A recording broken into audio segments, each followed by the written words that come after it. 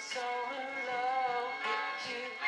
Welcome back to Real Estate Mindset. Today's video is going to be absolutely bonkers. Now, as we continue to get more and more data, you guys, there is less and less assumptions and there is less and less guessing needed to understand what direction the housing market is headed.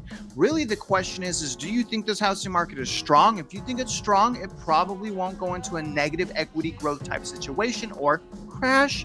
If you think this housing market is weak, like I think this housing market is weak because of pumping it up with stimulus and this bubble being formed because of quantitative easing and pumping money into our economy, if you think that it's a house of cards like I do, there's going to be negative equity growth. It's going to spiral out of control. The housing market is going to crash, but it is what it is. And remember the formula. Remember what leads the way into the change of this housing market, the interest rates, right? That's what the government and Federal Reserve have to power, right? That's their power. That's what the tools they have to change things. Remember, interest rates lead the way. The interest rates here, all cylinders are firing. After that is sales and construction. Sales right now, you guys, are absolutely plummeting when they should be going up because we are in May. Historically, May is super hot for the housing market, but what we are about to see is we are in one of the rare Mays that actually has a decline in home sales, and Redfin has not seen anything like this since 2012. So, in other words, you guys, the tier of home sales and construction is now firing on all cylinders. So we're going to unpack an article from Redfin today that is titled Home Sales Post Rare May Decline as Mortgage Rates Rise. You guys, I absolutely love the data that Redfin is providing. They can do that because they're a huge company, just like Zillow. So we're kind of at the mercy of these data providers, right? So I'm kind of trusting that this data is accurate. If anything, I think it might be worse. But remember, you guys, I'm not a financial advisor. I'm a YouTuber, even though my bio is as a realtor, loan officer, and instructor in Texas. I'm just a YouTuber, and I am trying to make you guys a video a day. So if you can, for my efforts, show me some love. Please like this video. Subscribe to my channel if you haven't. And as always, please, guys, comment. I love your comments. Give me some insights.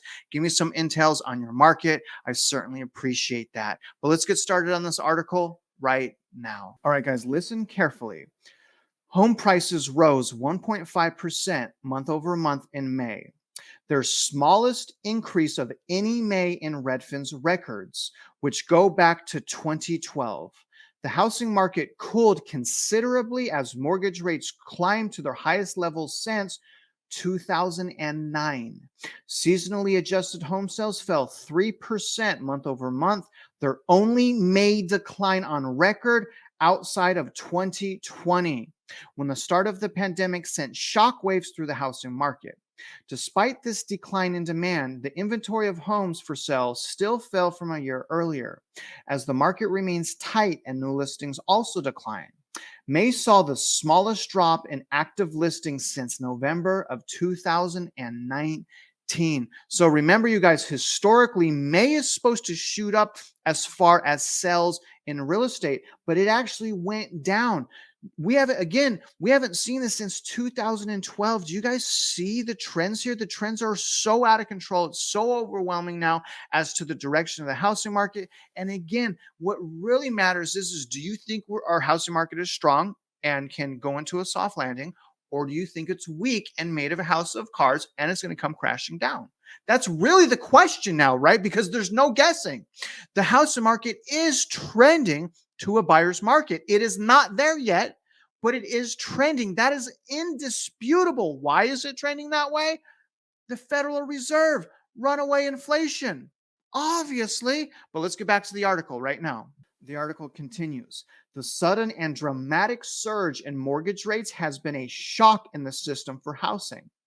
With inflation still at 40-year highs, mortgage rates are likely to stay elevated for a while, so the market will have to adjust to this new reality.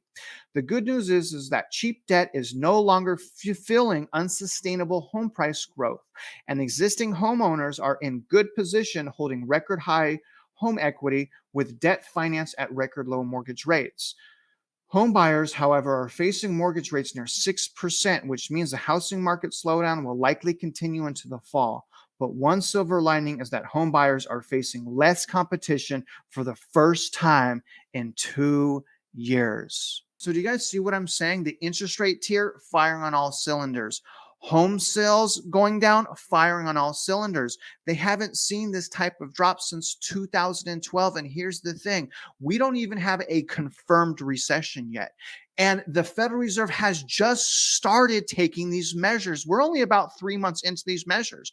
Things are only going to get tighter. Things are only going to get worse. The fear is only going to spread when that recession hits, you guys. So again, I tell you, if you can wait, if you can, people buy for different reasons. I understand that. But if you can wait, I really think it's wise. Let the housing market reset. Let's jump back into this article right now. Now, this is a graph I want to use to actually watch negative equity growth throughout our nation. Now, as you can see, this goes to 2012. Now, look at this was negative growth, right? So this is home prices up 15% in May. So home prices are still up, it says in May, but we want home prices to show negative. So I'm going to keep my eyes on graphs like this. I want this to be negative 15, negative 20%. As I told you, if it's more than that, I win even more. So please, by all means, crash 30, 40, 50%. That makes me happy. But it's very intriguing how basically stable the housing market has been for so long until COVID, right? This is COVID lockdown right here. The COVID lockdown really messed us up, I think, a lot more because look at all this pent up demand just pushing prices up. It is really, really crazy.